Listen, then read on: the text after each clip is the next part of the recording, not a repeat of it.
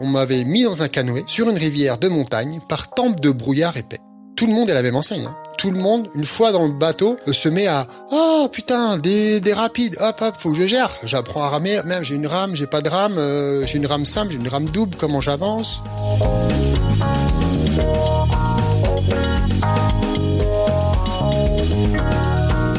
Bonjour à toi, ou bonsoir.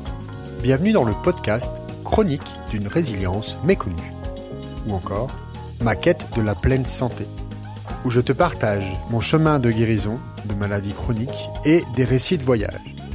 Pour moi, les deux sont inséparables. J'ai investi beaucoup d'années de recherche et d'expérimentation pour retrouver enfin ma pleine santé et ma liberté. Je n'ai pas la solution, mais j'ai trouvé des voies possibles, des raccourcis, et je t'invite à écouter, voir si cela peut aussi t'aider. Dans ce podcast, ces épisodes, je vais te raconter mon histoire pour que toi aussi tu puisses améliorer ta qualité de vie. Je te dis à tout de suite. Prends soin de toi. Salut.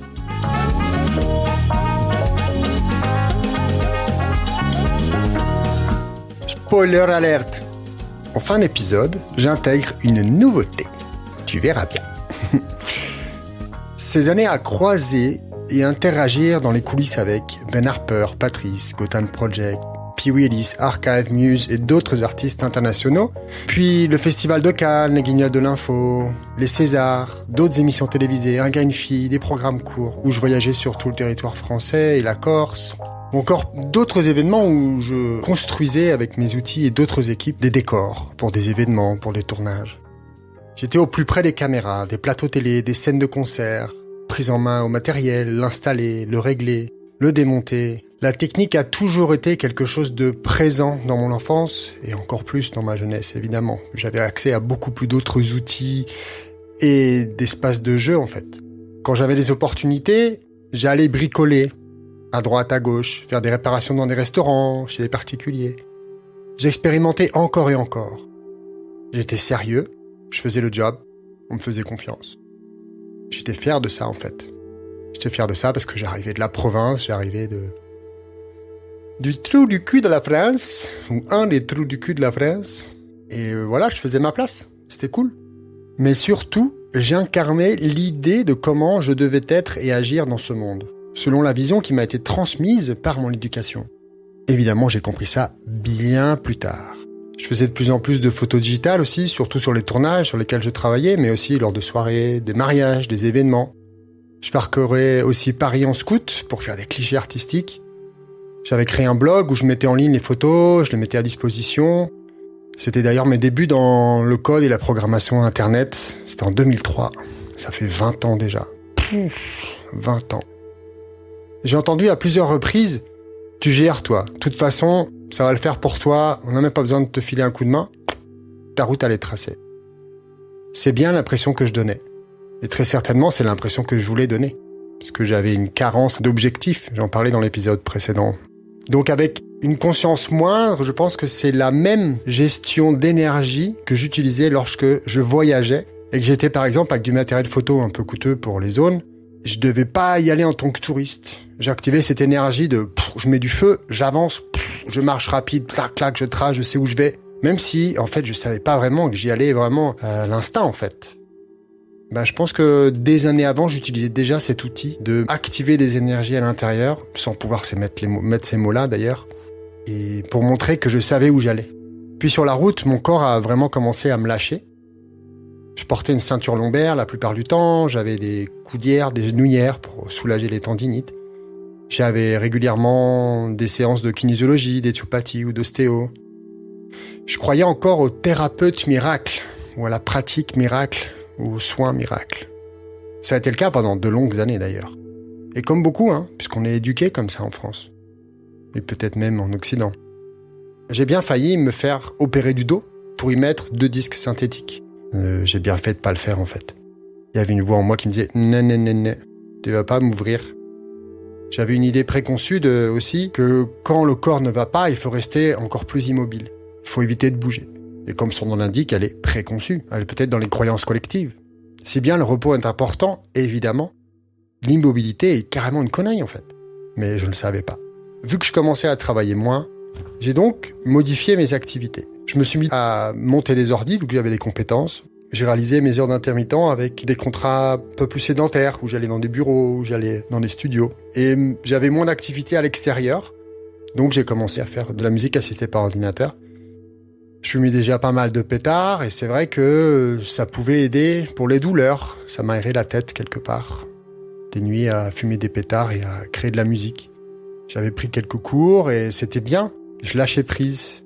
J'étais quand même très souvent dans ma tête, dans la vie de tous les jours. Donc ça m'aidait vraiment à lâcher. Pendant plusieurs années, j'ai vécu à 50 mètres d'un centre de yoga et de méditation. Quand c'est pas le moment, c'est vraiment pas le moment. À 50 mètres. J'avais pas mal de connaissances qui partaient voyager ou vivre à l'étranger ou faire un tour du monde. Je n'étais pas encore vraiment là-dedans. Trop occupé avec ma volonté de vivre une vie où je pouvais profiter du plus possible de cette liberté que j'avais un peu plus en fait. Je me rappelle d'ailleurs ce que j'avais pensé en rentrant dans ce centre. Ah, il faut prendre du temps pour faire des trucs. J'avais pas envie de ça.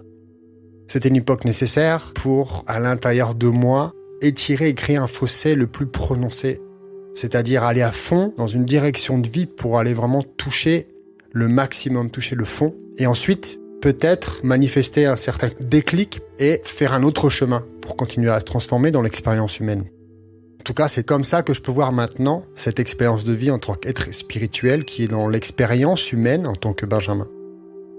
Dans l'épisode 2, je disais, je me suis perdu car je me suis déconnecté de la nature en arrivant en ville. Oui, d'accord, c'est vrai. Mais en même temps, ça m'a permis de me découvrir, de me construire, de me renforcer comme individu, dans l'image de moi que je suis dans ce monde, de ma personnalité. C'est ce que je disais à l'instant, c'est une extrémité pour aller plus tard vers une autre extrémité. Et ainsi découvrir le centre, cette ligne qui n'est pas droite, mais qui est plutôt ondulatoire, selon moi, qui est une direction de route, d'un chemin. Alors il y en a qui peuvent l'appeler le destin, il y en a qui peuvent l'appeler l'expérience de vie, la vie. J'en reparlerai certainement au long de ce podcast, ça me paraît intéressant. Ça me fait penser à cette idée c'est comment randonner. J'arrive sur un chemin, j'arrive à un croisement, quasiment perpendiculaire, il y a un chemin qui part à gauche, un chemin qui part à droite, j'en vois pas les bouts. Et je choisis par instinct ou par décision d'aller explorer un de ces côtés. Et je me suis forcé à donner tout pour gravir tous les obstacles qui étaient dans ce chemin, puisque j'avais décidé d'aller dans ce chemin. C'est comme si au début c'est une plaine, c'est sympa, pop, il y a des fleurs, tiens, il y a un cours d'eau, tiens, il y a des plantes. Et plus j'avance, et plus le chemin devient difficile, c'est une forêt. Dense, ça monte, il y a des rochers. Puis c'est pas du tout défriché. Et puis j'ai pas d'armes ni d'outils. C'est rempli de ronces, de pierres, je vois rien, je me tords la cheville, je me griffe.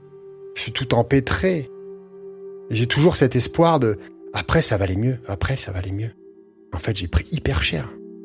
J'ai pris tellement cher physiquement dans mes tripes que j'ai dû m'immobiliser un certain temps. Et grâce, je crois, à cette résilience méconnue, mais présente en moi, j'ai peu à peu ouvert les yeux et retiré ce qui pouvait m'empêcher de bouger. Déjà, commencer à lâcher le sac à dos d'objets familiaux. Je mets les objets entre guillemets, évidemment, ce ne sont pas les objets matériels. Les objets d'une histoire personnelle, une histoire intérieure, ou une idée préconçue pour tenter ainsi d'être plus léger et moins limité, moins ferme et moins obtus dans ma vision de la vie. Ça allait prendre un certain temps. C'était peut-être juste les prémices de ce départ-là. Puisque j'étais immobile. J'avais fait de mon mieux pour remplir un rôle que j'avais choisi, pour intégrer une place dans une idée très subjective et illusoire de ce qu'est la réalité, la société. C'est ce que l'on avait inscrit dans mes programmes et que moi-même j'avais inscrit et mis à jour dans mon espace disque, dans mes programmes. Personne ne m'a forcé, hein. C'est certain. Mais en fait, c'est comme si on m'avait mis dans un canoë sur une rivière de montagne par tempête de brouillard épais. À cet âge-là, jeune adulte, ou adolescent, ou un peu plus tard, tout le monde est à la même enseigne. Hein. Tout le monde, une fois dans le bateau, se met à « Ah, putain, des rapides, hop, faut que je gère. J'apprends à ramer, même j'ai une rame, j'ai pas de rame, j'ai une rame simple, j'ai une rame double, comment j'avance, comment je tourne, comment je freine, comment j'accélère des fois. Et en fait, voilà, on est là-dedans. Et avec le recul, je me dis non. Certaines personnes qui doivent descendre avant que ça commence à être trop chaud à gérer en fait. Ils descendent, ils se mettent sur le côté et hop, ils commencent à marcher sur la berge et à choisir différemment. Alors certains peuvent descendre pour X raisons, parce que j'en sais rien, parce que peur, parce que ils ont vu l'option, ils l'ont prise, parce qu'on peut pas savoir en fait pour les autres. Et certains ont descendu par conviction ou par décision que ce serait plus simple de prendre la terre ferme. Pour ma part, j'étais dans ce bateau, j'allais droit vers la cascade immense. D'ailleurs, j'étais vraiment au bord, et dans les prochains épisodes, elle est arrivée la chute et je me suis fracassé, plus que fracassé. Donc ça a été douloureux, obscur, et même si la cascade est rapide, quand on est en bas dans le remous, ça peut prendre du temps. Et moi, ça a pris du temps. Voilà. Bon, évidemment, tout est relatif. Qu'est-ce que le temps pour moi, pour les autres? Lorsque je me suis dit que je devais partir de Paris, c'est que vraiment j'étais arrivé dans un cul-de-sac. Cul-de-sac professionnel, cul-de-sac personnel, cul-de-sac corporel. Je faisais de mon mieux pour pas me laisser engouffrer. Et heureusement que je suis de nature plutôt joyeuse et positive. Et surtout, heureusement que les amis étaient là. D'ailleurs, la fête, la dépendaison de crémaillère, quitter l'appartement avec les colocs, était vraiment une belle soirée. Comme je disais dans l'épisode précédent, si on n'écoute pas en soi les messages, l'intensité de la vie augmente et nous montre de plus en plus les signes, nous les montre de plus en plus fortement. Et je n'ai pas pu recevoir les signes flagrants que ceux que j'avais dans ma santé, dans mon corps. Et en fait, j'avais pas conscience d'eux, même si je les vivais. Donc je travaillais moins. J'ai été traité de voleur dans une prod avec laquelle j'ai bossé pendant plus de 4 ans. Et je l'ai appris plusieurs mois après. Et résultat, je dis, c'est bizarre, on m'appelle plus. Ben non, on m'appelle plus parce que quelqu'un m'avait traité de voleur et que c'était rentré dans la tête des dirigeants. Ça a été toujours un moment d'injustice pour moi, ça. Mais bref, peu importe. C'était comme ça. Les 2 colocs avec qui j'y vais avaient trouvé leur nouvelle direction de vie. Je m'étais fait voler mon scooter pour la 2e fois. J'avais encore une tendinite, un passage aux urgences et d'autres aventures pas super positives. Bref, plus vraiment un ras-le-bol de Paris et une grosse appréhension de recommencer un automne et un hiver dans cette grisaille, dans cette pluie. D'ailleurs, quand je me reprojette avec cette période de vie, l'entrée dans les nuits tôt, la pluie, le froid, le vent à Paris, c'est quelque chose de difficile pour moi. Donc il était temps de partir. Je me dis, allez hop, je vais prendre l'air. Je prends un billet pour aller voir un pote en République tchèque, loupé. La date de péremption de ma carte d'identité est durant les vacances, loupé. Je partirai donc pas à ce moment-là. Donc ça m'a vraiment fait cogiter. Je me dis, ok, c'est bon. Là, il faut vraiment que je parte ailleurs. Il faut que je change l'idée. Je pars de Paris, je mets mes affaires chez mes parents. Je vais vous raconter ça un peu plus loin. Ok, je pars. Je vais aller en Australie. Je fais un working holiday et puis après j'irai vivre au Québec. Voilà, c'est bon, c'est une bonne décision de partir pour aller vivre autre chose. Apparemment, c'est bien de voyager. Donc je prendrai mon billet cet été ou un peu plus tard dans l'année. C'était pour 2005. Apostrophe littéraire. Je parle de bouquins, quoi. Cette semaine, le livre est L'Alchimiste de l'auteur brésilien Paulo Coelho, édité en 1988.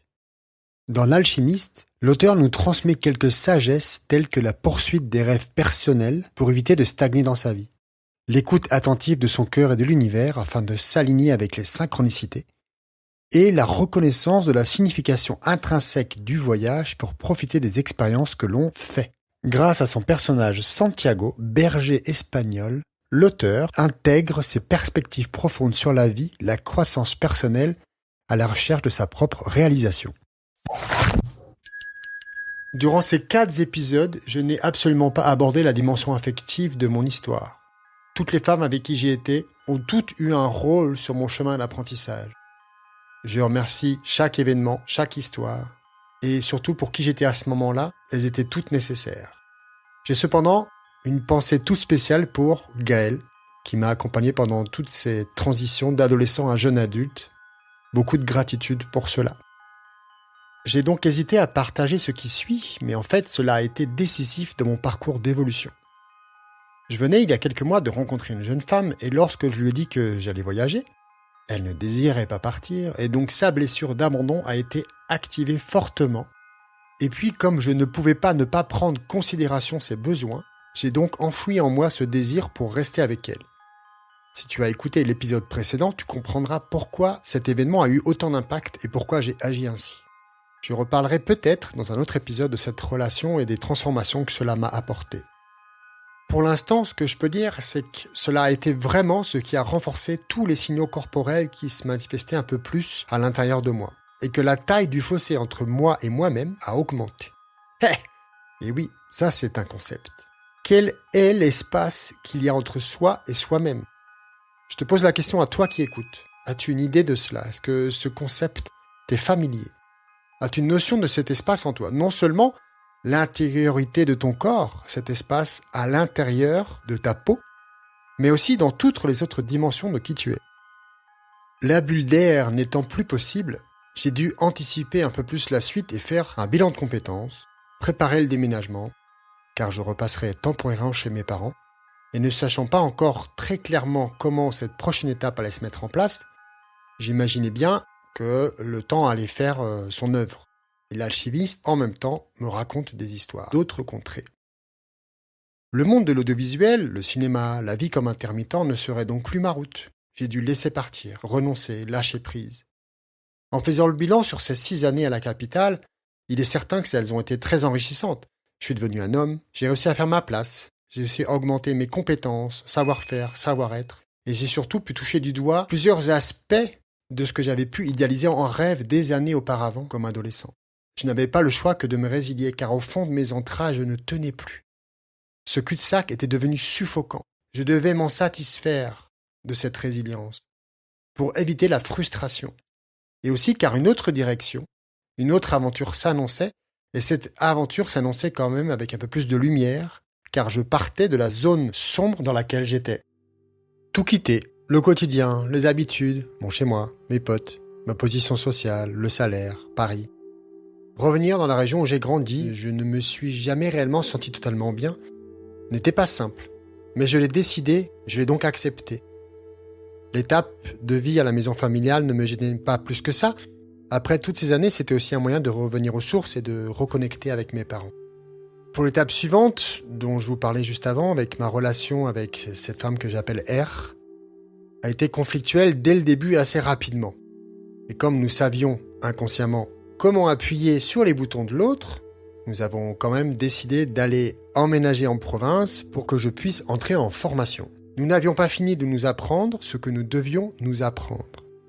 J'ai orienté consciemment le bilan de compétences et l'idée est sortie de reconversion professionnelle dans Internet et la photographie. C'est ce que je faisais déjà en partie dans mon quotidien, mais c'est surtout, je veux exprimer ça parce que lors de cette possibilité de creuser en moi pour trouver vraiment ce que je voulais faire, grâce à cette professionnelle qui m'a suivi, je n'ai pas su. Je n'ai pas su accepter d'être vulnérable, authentique dans les rendez-vous. Donc il était impossible pour moi de trouver le bon chemin. Je n'étais pas prêt à entamer ce chemin de transformation réelle au plus proche de moi pour limiter, pour réduire l'espace, le fossé qui s'était creusé entre moi et moi-même. Et voilà le moment de la nouveauté dont je te parlais au tout début de l'épisode.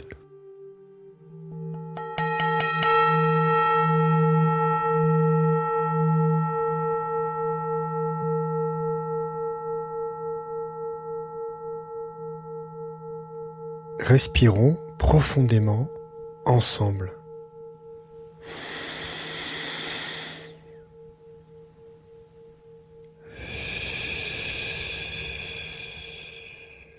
Encore une fois, inhale. Retiens. Exhale. Tu retiens un peu. Tu inhales de nouveau. Tu exhales de nouveau.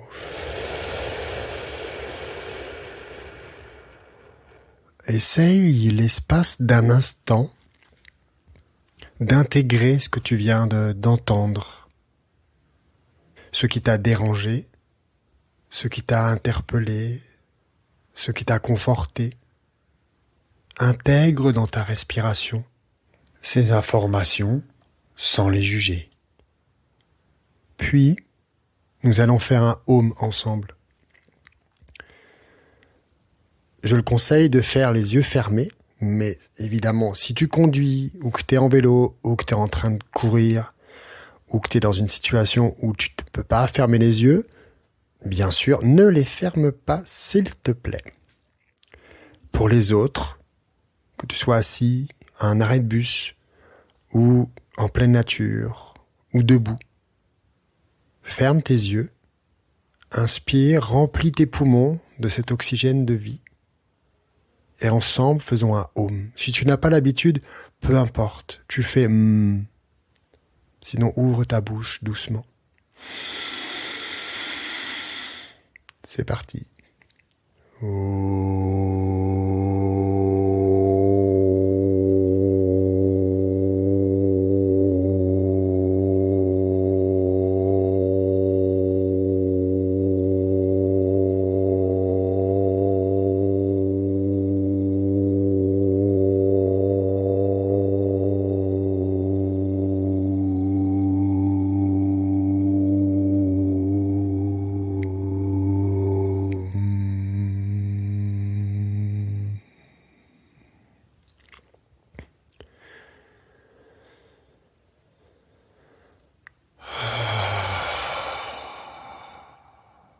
Intègre cette sensation, cet état. Accueille.